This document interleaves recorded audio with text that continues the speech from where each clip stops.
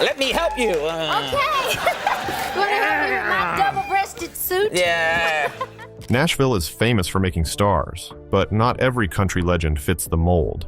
Some of the genre's most iconic voices were downright despised by the executives who controlled the industry.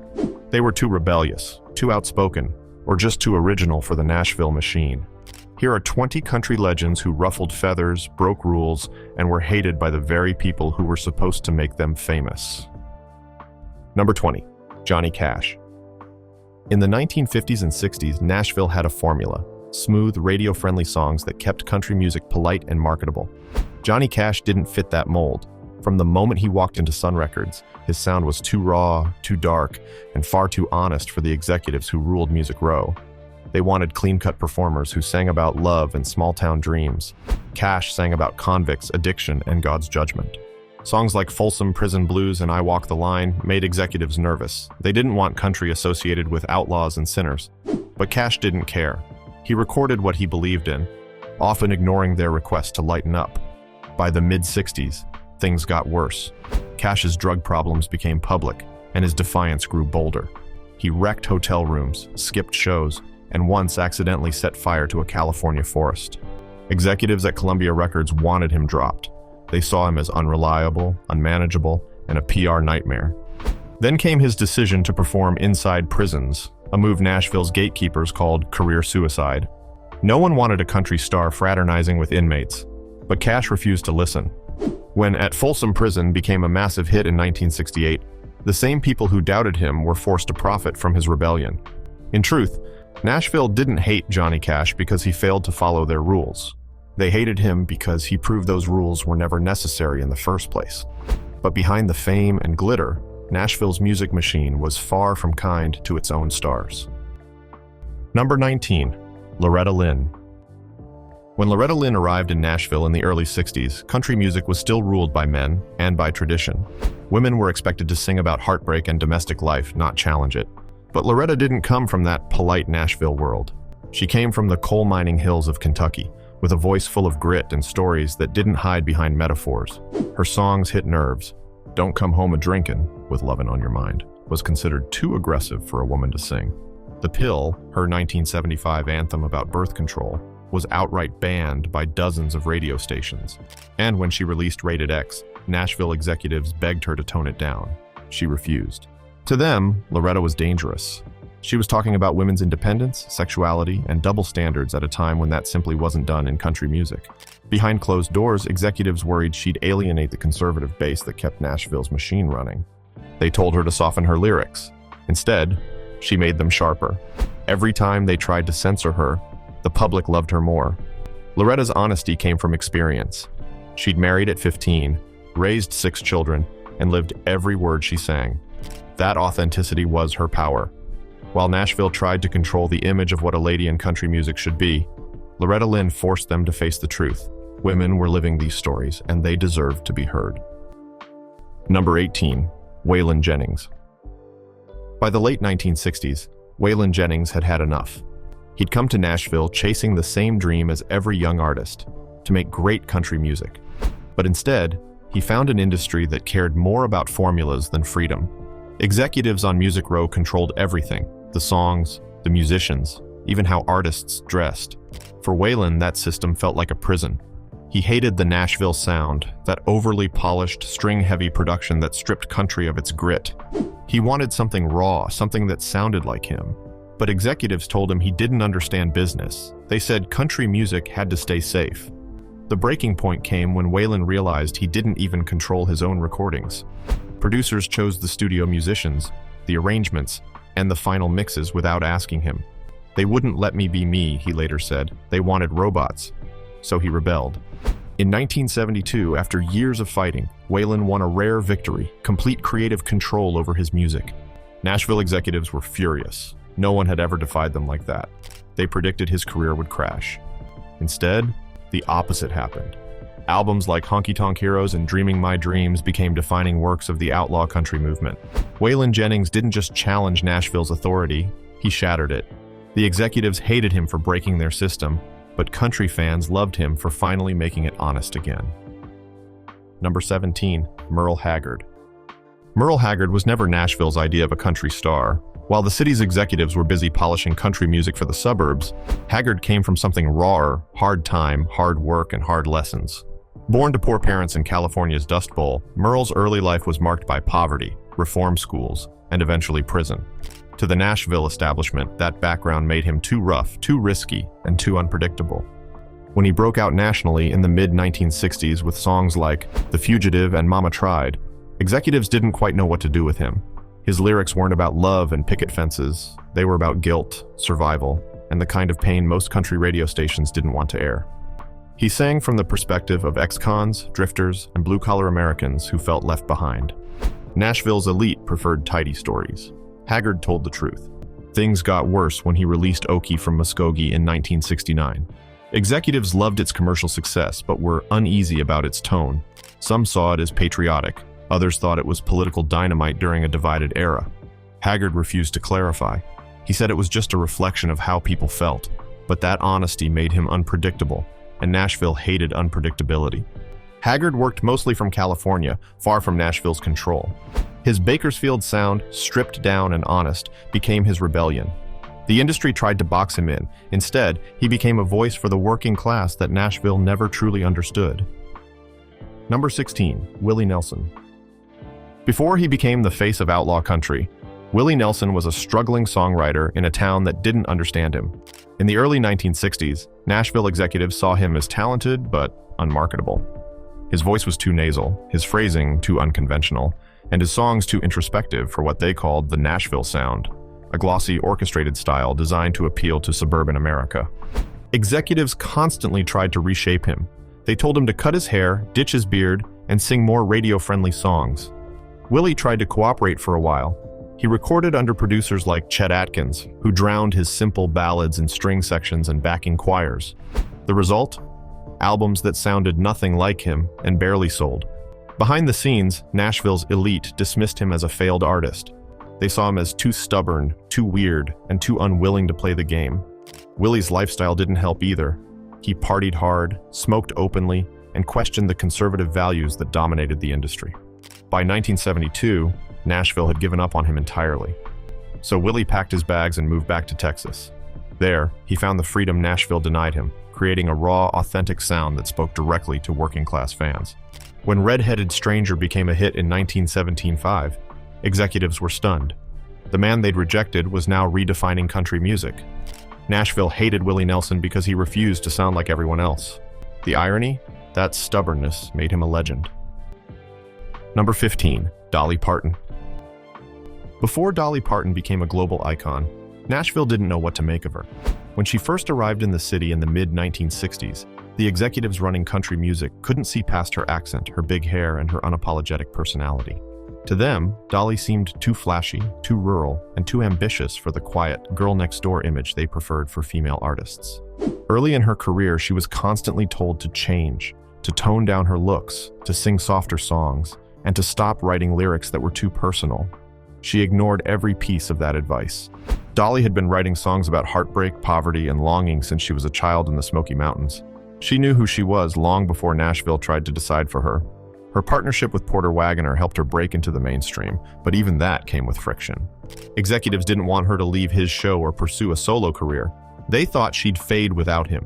When she wrote "I Will Always Love You" as her farewell to Wagoner, executives doubted it would work. It became one of the most powerful country songs ever recorded. Nashville's power brokers saw Dolly as a novelty act. They missed that she was a visionary. She was writing her own music, controlling her publishing, and shaping her career long before that was common for women. They underestimated her, until she outsmarted them all. In a city that demanded conformity, these artists proved that rebellion could sound beautiful. Number 14, George Jones. In Nashville, talent was everything, but discipline was the price of success. George Jones had one, but not the other. To executives, he was both a dream and a disaster. A man whose voice could break hearts, but whose personal life constantly broke headlines. From the late 1950s through the 70s, George Jones was widely considered the greatest singer in country music. Executives at his labels, Mercury, United Artists, and later Epic Records, admired his gift, but they dreaded working with him. His alcoholism made him unpredictable, his temper short, and his habits costly. Producers often scheduled morning sessions, knowing that if they waited past noon, George might not show up at all. Nashville's business model depended on reliability, radio hits, touring schedules, appearances. Jones was the opposite. He'd vanish for days, missing concerts without warning, earning the nickname No-Show Jones. Executives begged him to get help, but the chaos never really stopped. Even his marriage to Tammy Wynette, country's golden couple, was plagued by addiction, violence, and scandal. Yet despite it all, Jones kept delivering classics like He Stopped Loving Her Today, a song so emotional that even hardened Nashville executives admitted it was perfect. They couldn't fire him, he was too good, but they couldn't control him either. George Jones embodied everything Nashville feared, a man whose artistry couldn't be managed by contracts or image campaigns. They hated his recklessness, but they couldn't deny his genius. Number 13. Conway Twitty. Before Conway Twitty became a country legend, he was already a rock and roll star.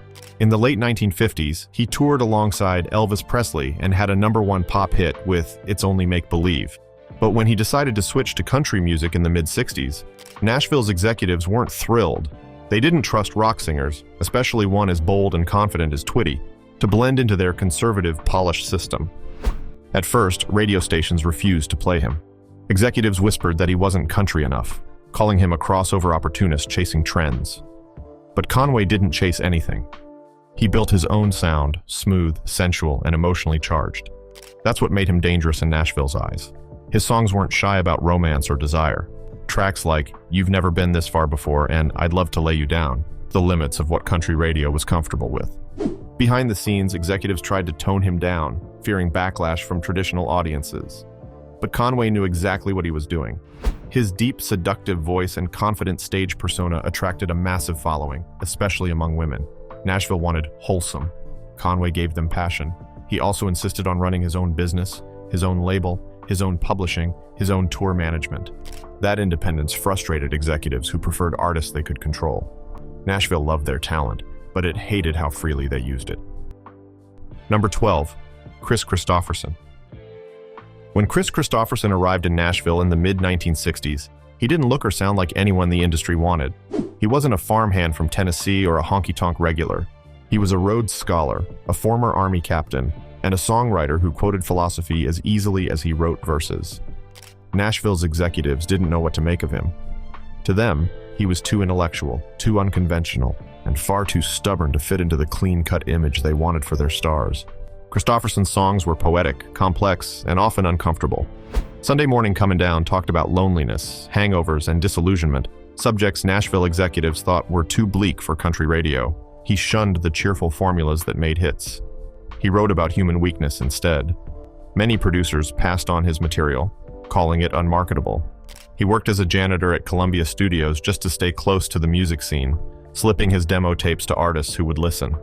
When Johnny Cash finally recorded Sunday Morning Comin' Down, the song won Song of the Year and forced Nashville to recognize Kristofferson's brilliance. Even after success, executives struggled with him. He refused to follow image rules, wore jeans when others wore rhinestones, and spoke openly about politics, love, and freedom. Nashville couldn't box him in, and that made them uneasy. Number 11. Tanya Tucker. When Tanya Tucker burst onto the Nashville scene in 1972, she was only 13 years old, but she didn't sound like a child. Her breakout single, Delta Dawn, carried the raw emotion of a grown woman's heartbreak. Nashville executives were fascinated and terrified. On one hand, she had the voice of a star. On the other, her age made her lyrics and image deeply controversial. The men running Music Row didn't know how to market her. They wanted innocence, but Tanya refused to play along. She dressed bold, spoke her mind, and sang songs that sounded far too mature for her years. Critics called her trouble in the making. Executives tried to soften her image with safe material, but Tanya pushed for grit. Songs like Would You Lay With Me in a Field of Stone, which dealt with love, sex, and mortality. Radio programmers were uneasy, but audiences were captivated. By the late 1970s, as Tanya grew older, Nashville's discomfort deepened. She smoked, cursed, and dated high-profile rock stars like Glenn Campbell, all things that defied the conservative image executives demanded of female singers.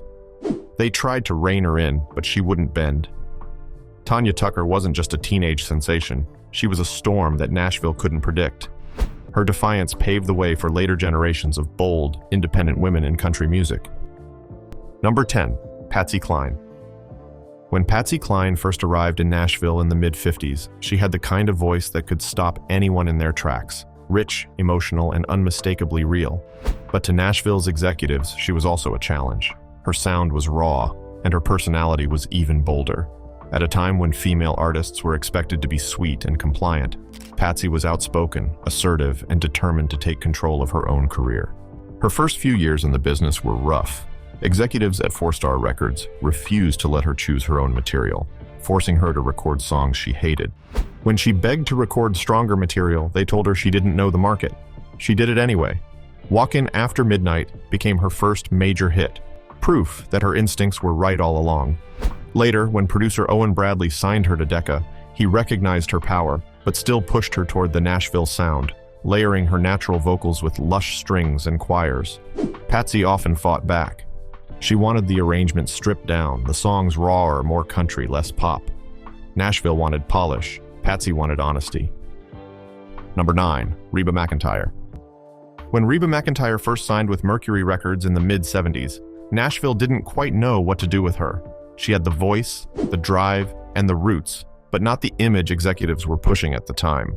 The countrypolitan era was in full swing, filled with slick production and soft storytelling. Reba, meanwhile, was singing hardcore country, fiddles, steel guitars, and heartbreak. Her first few albums barely charted, not because of her talent, but because Nashville refused to back her artistic vision. Executives tried to fit her into a neat box, a smiling, safe female singer who wouldn't stir things up. They handed her songs they thought women should sing, and when she asked for something bolder, she was told to be patient. But Reba wasn't built for patience. By the early 80s, frustrated by years of creative limitations, she left Mercury for MCA Records on one condition: full control. That decision changed everything. She began choosing her own songs, co-producing her albums, and insisting on a traditional sound when everyone else was chasing pop country trends. Number 8. Marty Robbins. To Nashville's executives, Marty Robbins was both a gift and a headache. He could sing anything: country, pop, rockabilly, even Hawaiian ballads, and make it sound effortless. But that versatility was exactly the problem. In an industry built on predictable formulas, Robbins refused to stay in one lane. When he first broke through in the 50s with hits like A White Sport Coat and A Pink Carnation, executives saw dollar signs. But soon, Robbins began experimenting with different sounds, blending country storytelling with Mexican melodies and cinematic themes. Songs like El Paso were unlike anything on country radio. Long, narrative ballads filled with Spanish guitar and tragic romance. Nashville didn't know what to do with it. Executives said it was too strange, too long, and too far from the traditional country mold. It went on to win a Grammy and become one of the most iconic songs in country history. Robbins was restless. He loved racing cars as much as making records, often skipping studio sessions to drive in NASCAR events. That drove producers mad. They wanted consistency. He wanted freedom. He'd show up late, record an entire album in one take, and disappear again. To Nashville, he was unpredictable. To fans, he was electric. Each of them paid a price for staying true to their sound, but it's that defiance that made them unforgettable. Number 7. Steve Earle. When Steve Earle arrived in Nashville in the late 70s, he was supposed to be the next great songwriter, the kind who could bridge the gap between outlaw country and mainstream radio. But it didn't take long for executives to realize Earle wasn't interested in being anyone's poster boy. He had the grit of a Texan troubadour and the mouth of a punk rocker, and he never bothered to hide either. Earle's early songs were too political, too raw, and too confrontational for Music Row. While other writers churned out clean, radio-ready hits, Earle was writing about working-class struggle, addiction, and hypocrisy. When he released Guitar Town in '86, executives didn't know what to make of it. It was rock-driven, rebellious, and unapologetically loud. They worried it would alienate country's conservative base, but it became a hit anyway. Behind the scenes, Earle's behavior only made things worse. He argued with producers, ignored label orders, and lived a lifestyle that terrified corporate Nashville. Substance, arrests, and outspoken political statements earned him the reputation of a loose cannon. At one point, he was blacklisted entirely, no radio play, no studio contracts. But like the great outlaws before him, Steve Earle refused to disappear. He came back with albums that blurred every line between country, rock, and folk. Nashville hated his unpredictability, but they couldn't deny his authenticity. Number 6. Graham Parsons. In the late 60s, when Graham Parsons walked into Nashville, he might as well have come from another planet.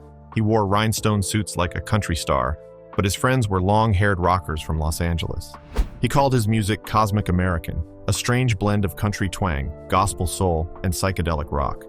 Nashville executives didn't get it, and frankly, they didn't want to. At the time, country music was drawing a hard line against the counterculture. Long hair, marijuana, and rock and roll were all considered threats to the purity of the genre. Parsons embodied everything they feared. He hung out with the Rolling Stones, played duets with Emmylou Harris, and sang songs about heartbreak, loss, and faith in ways that didn't fit Nashville's tidy formulas. When Parsons tried recording in Nashville studios, producers often dismissed him outright. They said his songs were too strange, his image too messy. Radio programmers refused to play his records, yet outside Nashville, rock audiences adored him. His work with the Byrds on Sweetheart of the Rodeo and later with the Flying Burrito Brothers laid the foundation for what would become country rock. To Music Row, Graham Parsons was a threat to tradition. To everyone else, he was reinventing it. He didn't live long enough to see the world catch up. He died at just 26, but his vision outlasted every executive who doubted him. Number 5. Emmylou Harris. When Emmylou Harris first came to Nashville in the early 70s, she already had a reputation as a purist, a singer who believed in storytelling, honesty, and the deep soul of country music. But she didn't come up through the usual Nashville system. She came from the folk scene, mentored by Graham Parsons, and carried with her a sound that was both hauntingly traditional and completely uncommercial. That made executives nervous. After Parsons' death, Emmylou arrived in Nashville to build a career on her own terms, but Music Row didn't know what to do with her. She wasn't interested in chasing radio trends or recording sugary female hits. Instead, she sang songs by unknown writers, filled her albums with covers of Appalachian ballads, and insisted on playing with a band of her choosing the hot band, whose rock-influenced sound didn't fit Nashville's clean-cut formula. Executives told her she was too artsy, too folk, and too intellectual for the mainstream market. But Emmylou didn't flinch. She kept recording what felt true, songs about loneliness, loss, and redemption. While Nashville chased trends, Harris chased truth. And in the long run, she won. Number 4. Tammy Wynette. By the late 60s, Tammy Wynette had become the face of country music. With her trembling voice and heartbreaking songs, she was everything Nashville thought it wanted: emotional, traditional, and loyal to the genre's roots. But behind the glamour, Wynette's relationship with the city's powerful executives was far from smooth. At first, she followed the formula. Producers at Epic Records, especially Billy Sherrill, crafted her image carefully, the perfect Southern wife, humble and devoted. But Tammy was far more complicated. She was ambitious, opinionated, and willing to question the men who controlled her sound. When she tried to steer her music toward darker, more personal material, executives resisted, fearing it would ruin her perfect woman brand. Her stormy marriage to George Jones only deepened Nashville's unease. Together, they made legendary duets, but their public fights, canceled shows, and substance struggles made the label nervous. Executives tried to downplay her troubles, ordering her to smile more and avoid talking about her pain. Tammy refused. She sang through the chaos, channeling every heartbreak into her performances, making her music even more powerful. As the 70s rolled on, Nashville's male-dominated system tightened its grip, and Tammy fought back harder. She demanded respect and better contracts, becoming one of the first women in country music industry to openly challenge her label's control. Number 3. Hank Williams Jr. From the moment Hank Williams Jr. could walk onto a stage, Nashville had a plan for him. To executives, he wasn't an artist, he was a legacy. The son of Hank Williams Sr., the man who defined country music's soul, was expected to carry the torch, sing his father's songs, and never stray from the mold. For a while, he did exactly that. But inside, it was killing him. In the 60s and early 70s, Nashville executives built Hank Jr.'s career around nostalgia. They dressed him like his father, gave him the same band, and sent him on endless tours. It made money, but it stripped him of identity. When he finally rebelled, the backlash was immediate. Hank Jr. started growing his hair long, plugging in electric guitars and singing southern rock-infused anthems about rebellion and freedom. Nashville hated it. Executives called his new sound too loud, too wild, and too political. They warned he was ruining his father's legacy. But fans loved it, especially the younger crowd that country radio was ignoring. After a near-fatal mountain fall in '75, Hank Jr. came back more defiant than ever. Number 2. Dwight Yoakam. When Dwight Yoakam first came knocking on Nashville's doors in the early 80s, no one wanted to let him in. Executives dismissed him outright, saying his twangy voice and sharp Bakersfield sound were out of step with modern country. They were chasing polished crossover stars. Yoakam was pure honky-tonk grit. To them, he sounded like a throwback. To Dwight, he was just being honest. Frustrated with rejection, Yoakam did the unthinkable. He left Nashville altogether. He moved to Los Angeles of all places and started playing in punk rock clubs. While Music Row laughed, Yoakam built a cult following among rock fans who were drawn to his stripped-down, rebellious take on country. The success stunned the industry. Suddenly, the man they'd written off was topping the charts and winning awards. Yoakam's style, the tight jeans, the flat-brimmed hat, the Bakersfield twang became iconic. But even as Nashville embraced him publicly, executives still whispered that he was too California, too stubborn, too unwilling to play by their rules. Yoakam never played by them. He produced his own records, chose his own collaborators, and refused to soften his sound. In the process, he revitalized traditional country for a new generation. Number 1. Johnny Paycheck. Few artists embodied rebellion the way Johnny Paycheck did. He had the voice of a honky-tonk poet and the temper of a man who refused to bow to anyone. Nashville executives admired his talent, but they couldn't control him, and that made him dangerous. Paycheck started out as a respected session singer, even working with legends like George Jones and Ray Price. But behind the microphone, he was restless. He didn't want to just sing other people's songs, he wanted to live them. When he released Take This Job and Shove It in '77, Nashville couldn't deny it was a hit, but executives also hated what it represented. The song was pure working-class defiance, a middle finger to authority, including, indirectly, to the industry itself. Behind the scenes, Paycheck's lifestyle was chaos. He drank hard, got into fights, and racked up legal problems that made record labels nervous. Executives tried to manage his image, but Paycheck refused to play nice. He turned down photo ops, missed recording sessions, and publicly mocked the Music Row establishment. His outlaw persona wasn't an act, it was who he was. By the 80s, his behavior had made him nearly untouchable in Nashville circles. But even then, his influence lingered. Every rough-edged artist who came after him, from David Allan Coe to Travis Tritt, owed something to Paycheck's rebellion.